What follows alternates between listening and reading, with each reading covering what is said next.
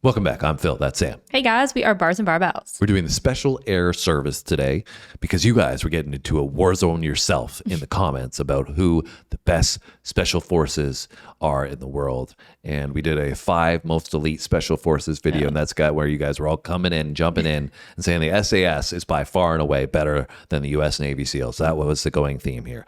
We don't personally. We're here to check it out. And, we don't personally have a bias here because we're not Americans. No. So you guys can continue to debate that on the comments section in this one. But you recommended that we check out a little bit more from the SAS on this video here. Operator smoked these Nairobi insurgents. Yeah, I'm very interested to see how this goes. So they've been around for a while, the SAS, apparently, since World War II. They've taken part in a lot of big wars: Iraq, Afghanistan, Falklands War. I think there was one other one I'm forgetting as well. But been pretty influential, high stakes missions, hard training. Highly trained, yeah. So really similar to the Navy SEALs from what it sounds like. We're more familiar with the Navy SEALs because of obviously westernized culture.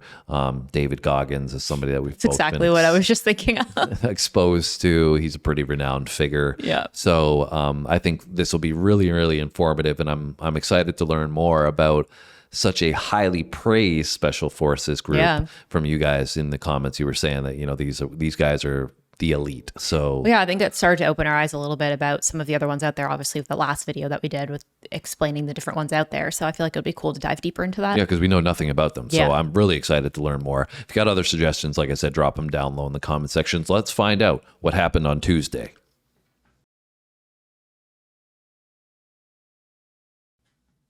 Tuesday, January 15th, 2019. A British SAS operator on a mission to train local Kenyan defense forces quickly found himself in the middle of a 2-day siege at the luxury Dusit D2 complex in Nairobi. The 5 gunmen unleashed fury as hundreds of innocent civilians ran for their lives. But not before the solo operator grabbed his weapon and his kit and stormed in, self-initiating an off-duty rescue mission. And after a 19-hour game of cat and mouse, the lone operator saved hundreds of lives and took the lives of the enemy. Solo mission?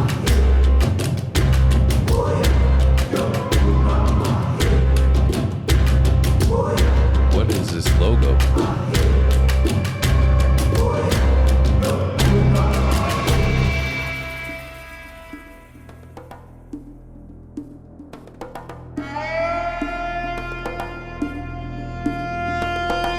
Got the tribal drums going. In 2019 alone, there were over 6 terrorist attacks in Kenya. And over the last several decades, terrorism in Kenya has run rampant throughout, from the 1975 Nairobi bombing to the 2013 Westgate Mall incident. And since its creation in 1895, East Africa has been at the nexus of several political disputes that revolve around the political conflicts of the Middle East, as Kenya has remained an ally of Western governments and is host to several sensitive Western interests, including US and British military bases. And with poverty, weak borders, corrupt or incompetent police, and the rapid rise of extremist groups, Kenya and other African nations have quickly become hotbeds and easy targets for global terrorists. Makes sense. And the Kenyan army has yet to contain the influx of terrorism moving in from Somalia.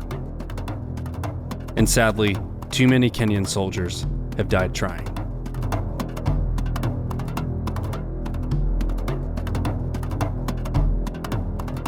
At the forefront of Kenya's counter-terrorism efforts are the Kenyan Defense Forces' well-armed and well-trained Special Operations Forces. The Kenyan Special Operations Regiment, the 30th Special Forces Battalion, and the 40th Ranger Strike Force, who have all received their training from both U.S. and British Military Special Operations Command, such as the U.S. Army's highly capable Green Berets and the United Kingdom's ultra-secretive Special Air Service.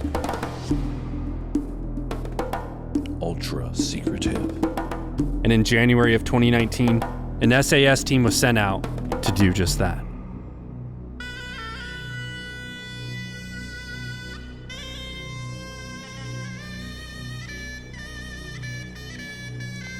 Footprints in the sand.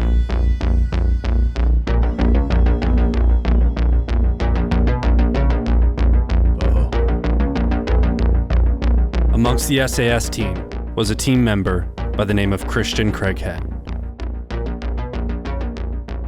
a seasoned operator who first joined the British Army at 16 years old in 1992. Wow. He began his career as a junior paratrooper before coming of age and moving onward to the paratrooper regiment, which for comparison to the United States, a British paratrooper is the same thing as an Army Ranger. After serving 3 years as a paratrooper, Craighead then joined the Pathfinders, which again for US comparison, it's like MARSOC. He deployed with the Pathfinders to Iraq during the 2003 invasion of Iraq, where he led reconnaissance missions.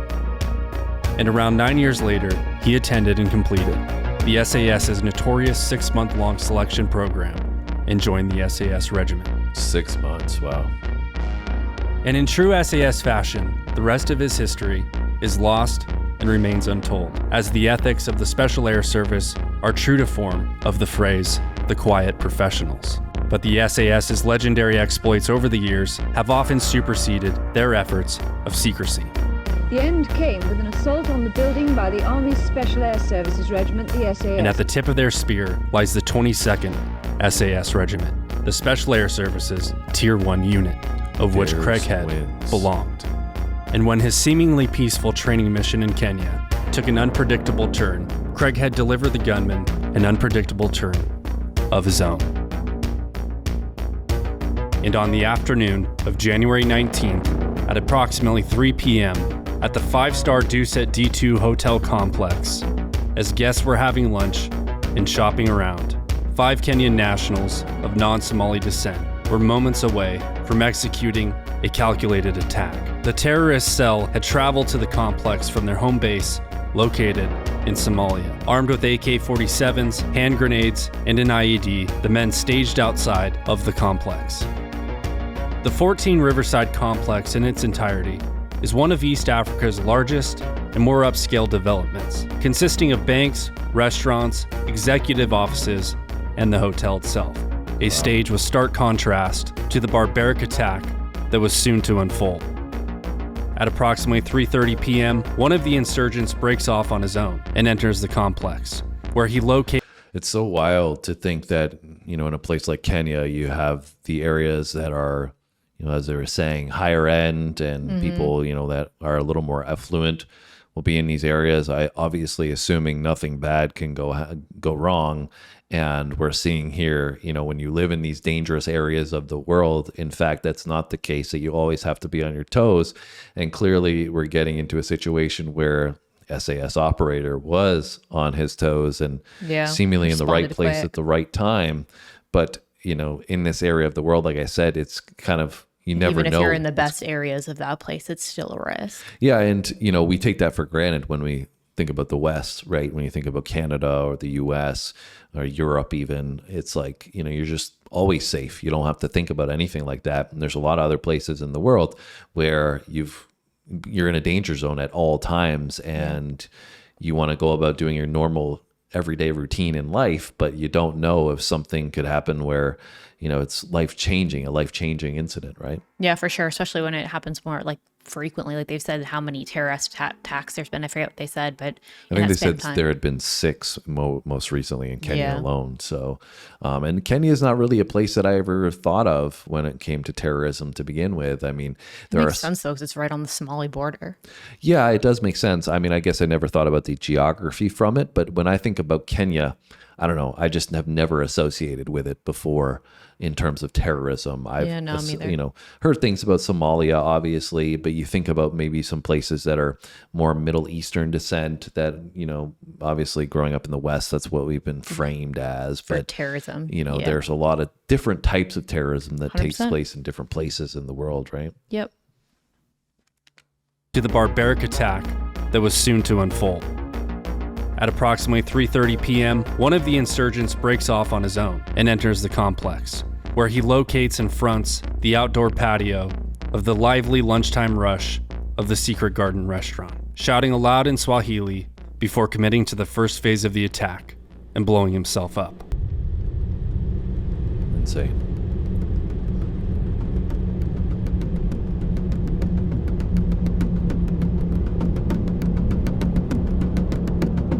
That'd be pretty brainwashed to get into that. Blow yourself up. Once the explosion was heard, the four men began their assault, where they engaged 2 Kenyan police officers guarding the gate. The men then threw hand grenades at 3 unattended parked cars, setting phase 2 of the attack into motion. 2 explosions to create panic and confusion. The 4 men then entered the complex and split up into 2 groups as they made their way to the first office block and began shooting and throwing grenades inside. And at this point, everyone is trying to escape and call for help by any means necessary.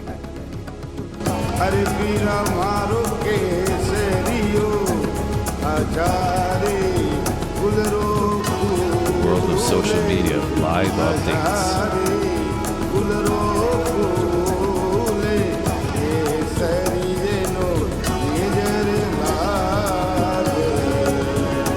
Can only imagine. Members of private security forces and armed individuals, along with some off-duty police officers, were some of the first to respond. At which time, an unknown person present at the complex picked up his phone and called his friend, Christian Craighead. He answered the phone and could hear the sound of gunfire coming from the background. The man requested for Craighead's assistance at the complex. He grabbed his gear and jumped in his truck, dodging in and out of traffic and arriving on scene only moments later. He had little to no intel on what was specifically taking place, but the sound of automatic gunfire was evident. Wearing a balaclava, body armor, and freaking Armani jeans. This dude's 007. And he's also got a black rifle coffee block beer patch. Craighead armed himself with a Glock 17, a combat knife, and a suppressed Mako C8 carbine rifle. And without orders, relying only on his elite training and battle-proven instincts, the SAS operator went rogue and mobilized himself. And just like that, Obi Wan Nairobi was born.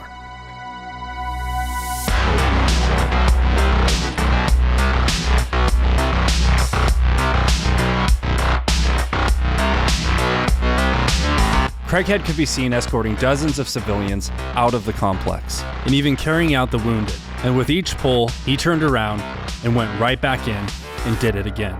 The locals were in awe of a masked foreigner who appeared to be single-handedly taking control of the situation wherever he could.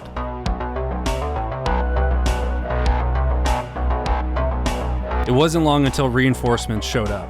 As police and other Kenyan forces responded to the scene, Kenyan soldiers and police established a perimeter around the complex. Craighead embedded with a group of the soldiers and moved through the complex to continue rescuing employees and guests who were still pinned down within. And footage from the event even shows him leaving those forces behind and taking matters into his own hands to directly engage the enemy.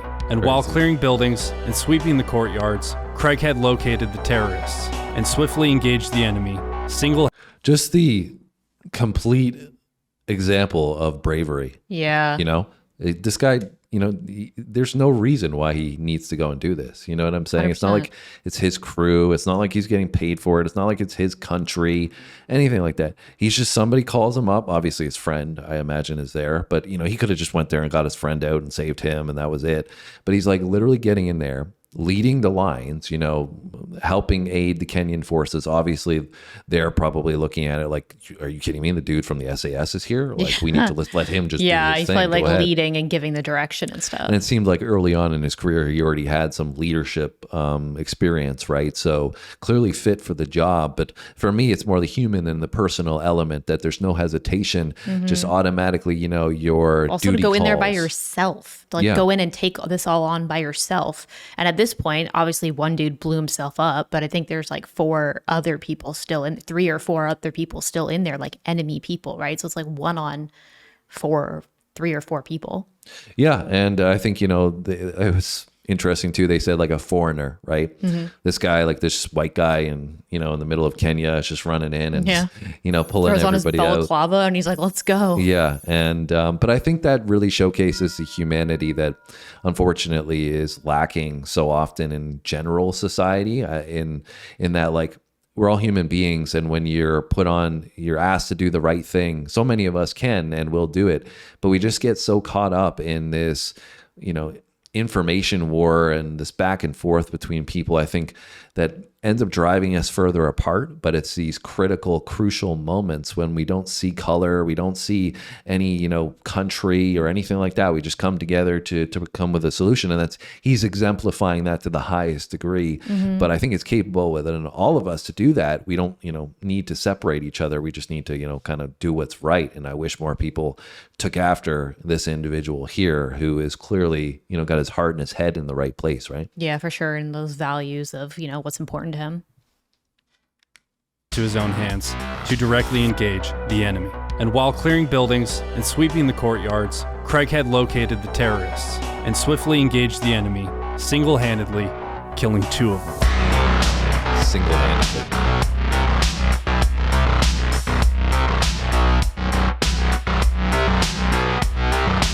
Gunfire altogether had ceased, and authorities in Craighead alike began to clear the rest of the complex, as the actual number of attackers was unknown at this time. He assisted with coordinating logistics with local Kenyan authorities, went room to room searching for remaining attackers, and provided remaining civilians with a safe escort to the outside perimeter of the complex.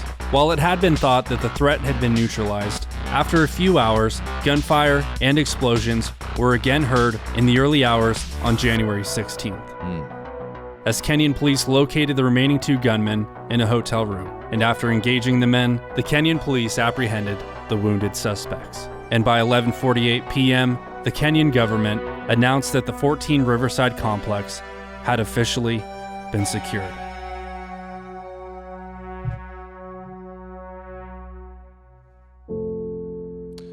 Mission accomplished.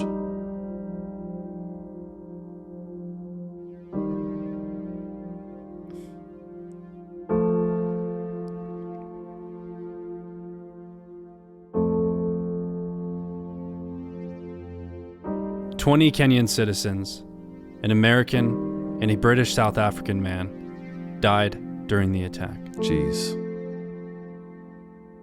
The terror group Al-Shabaab issued a statement claiming the attack was coordinated with the assistance of Al-Qaeda as retaliation for the relocation of the U.S. Embassy in Israel. Christian Craighead was awarded a conspicuous gallantry cross for ending the 19-hour siege, which is the second highest honor in the United Kingdom. His heroic actions saved hundreds of lives, and he retired from the SAS in 2020. He wrote a book about the event titled One Man In that is currently pending approval from the Ministry of Defense. Can't let too many tactics out. Hey guys, if you enjoyed this video, be sure to hit that subscribe button. There's a lot more of these mini documentaries in the world. Yeah, they're like, don't be giving away all our secrets. Yeah.